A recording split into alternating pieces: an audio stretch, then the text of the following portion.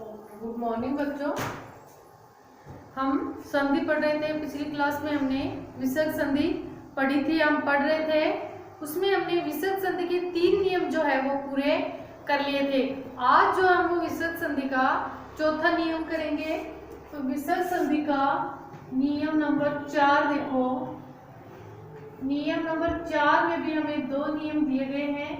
इसमें पहला नियम देखो, नियम 1। इसमें क्या है कि यदि विसर्ग से पहले ई ऊ हो तो, यदि विसर्ग से पहले यदि विसर्ग से पहले यदि विसर्ग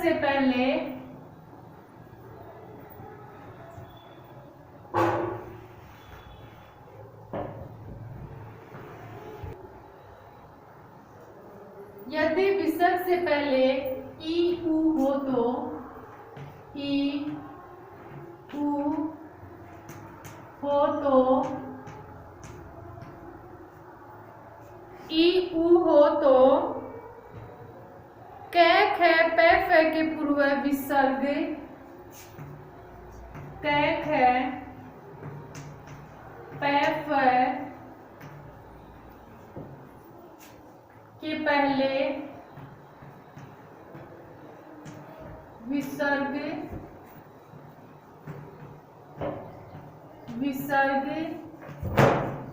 से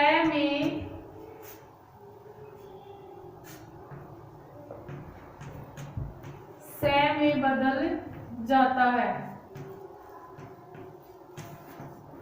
से में बदल जाता है।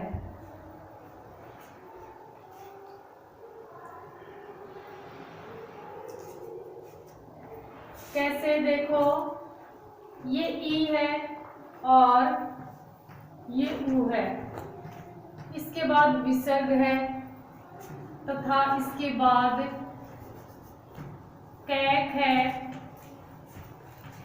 पैफ है।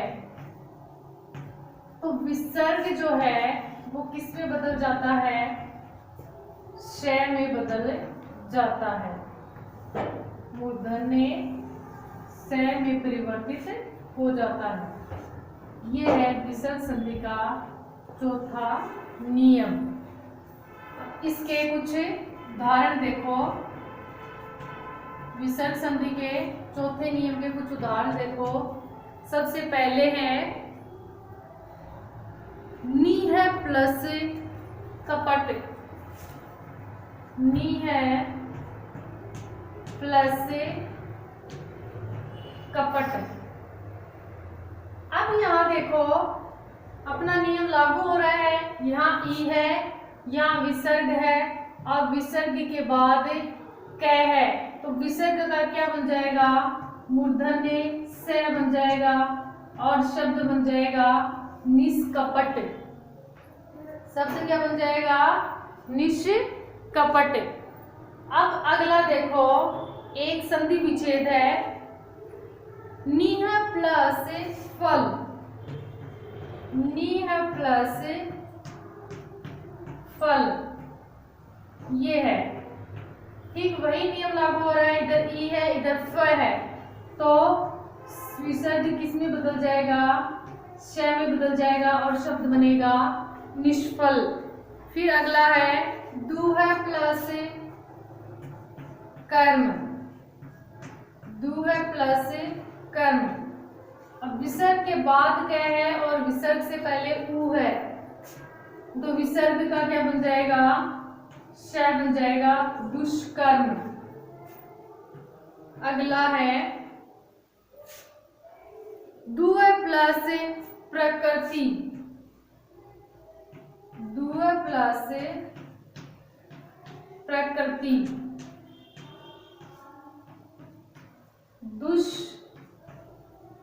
दुष्प्रकृति। दुह प्लस प्रकृति से क्या बनेगा? दुष्प्रकृति। अगला है पांचवा निय प्लस पाप, निष्पाप, निय प्लस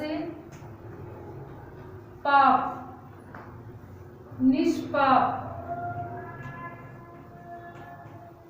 निष्पाप। और अगला है, छठा है नीह प्लस पक्ष, नीह प्लस पक्ष।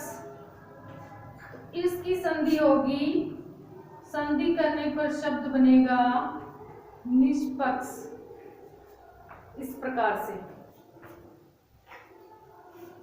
अब अगला नियम देखो, विसर्ग संधि के चौथे नियम में दूसरा नियम क्या है? कहीं कहीं विसर्ग का श दंत श भी बन जाता है। कैसे?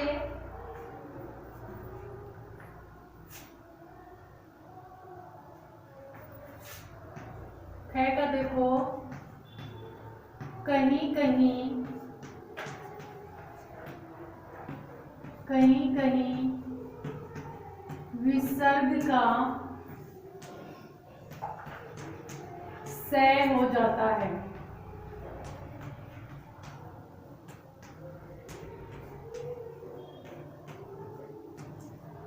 कैसे? उदाहरण देखो,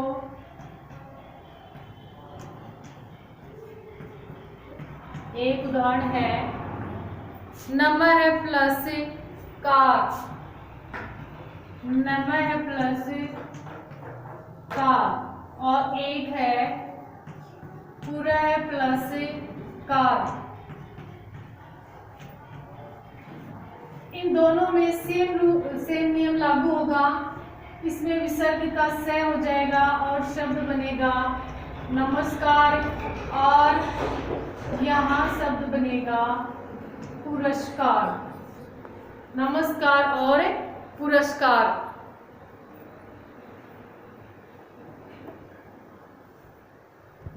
नमस्कार और पुरस्कार। फिर तीसरा है बाह्य प्लस कर, बाह्य प्लस कर। और अगला है बाह्य प्लस पति।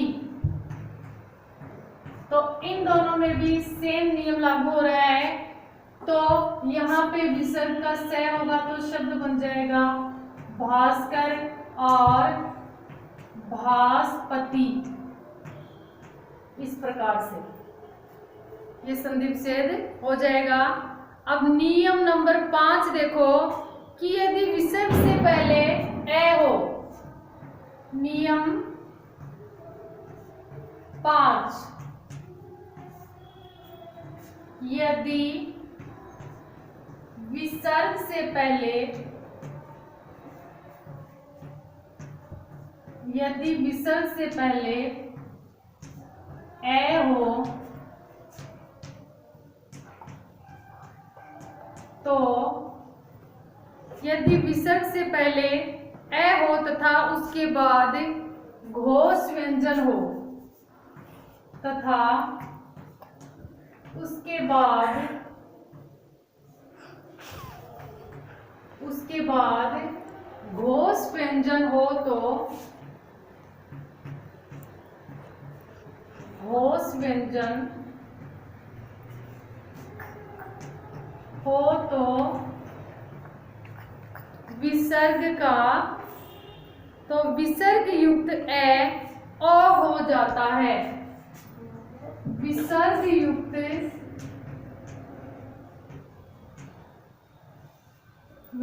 युक्त ए या ए ओ हो जाता है।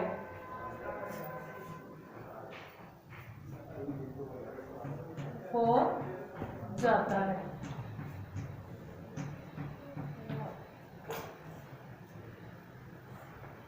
तो इसके उदाहरण देखिए किस प्रकार से विसर्ग का ओ हो जाता है। एक उदाहरण है अतः प्लस गति, अधः प्लस गति। इसमें देखो अपना नियम लागू हो रहा है क्या, यहाँ अ है, अ के बाद विसर्ग है और उसके बाद घोष व्यंजन। तो घोष व्यंजन होने पर विसर्ग का ओ हो जाता है और शब्द बनेगा अधोगति। फिर अगला है मन है प्लस योग। अगला संधि विच्छेद क्या है, मन है प्लस योग। तो इसमें विसर्ग का ओ होने पर शब्द क्या बनेगा, मनोयोग, मनोयोग। तीसरा है तेज है प्लस राशि। तेज है प्लस राशि, तो इसको जोड़ के बनेगा तेजो राशि, तेजो राशि। और एक लास्ट संधि विच्छेद है वय है प्लस वृद्ध। वय है प्लस वृद्ध, तो विसर्ग का ओ होने पर शब्द बन जाएगा वयोवृद्ध, इस प्रकार से। तो ये अपना नियम 5वां इस प्रकार से होगा कि यदि विसर्ग से पहले ए हो तथा उसके बाद घोष व्यंजन हो तो विसर्ग युक्त ए इसमें बदल जाता है, ओ में बदल जाता है। तो ये हो गया अपना विसर्ग संधि का 5वां नियम। अब अगला नियम जो है वो हम अगली क्लास में करेंगे। आज आप इतना ही कर लीजिए। Okay, thank you.